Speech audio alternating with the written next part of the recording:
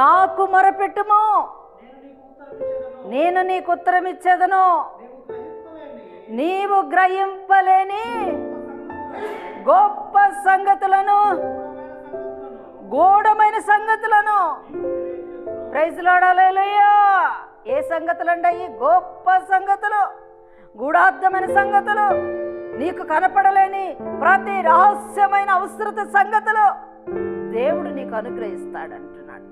దేవుడు నీతో మాట్లాడుతూ ఉన్నాడు. బిడ్డ, మన మనుషులకు మొరపెట్టినట్టుగా నటించే ప్రార్థనలు మనం చేయకూడదు. ప్రభు సన్నిధిలో కన్నీరు కార్చి ముసలము ముచ్చట్లు అటు ఇటు వారి మాటలు ఎవరో అవసరాలు మనం అన్ని చెప్పుకోకుండా దేవుని సన్నిధిలో మొరపెట్టినప్పుడు దేవుడు అంటున్నాడు, కనపడని గూఢార్థమైన సంగతులను, రహస్యమైన సంగతులను, నీ కుటుంబానికి అవసరమైన సంగతులను నేను నీకు అనుగ్రహిస్తూ ఉంటాను. ప్రైజ్ లార్డ్, హల్లెలూయా. దేవుడిచ్చే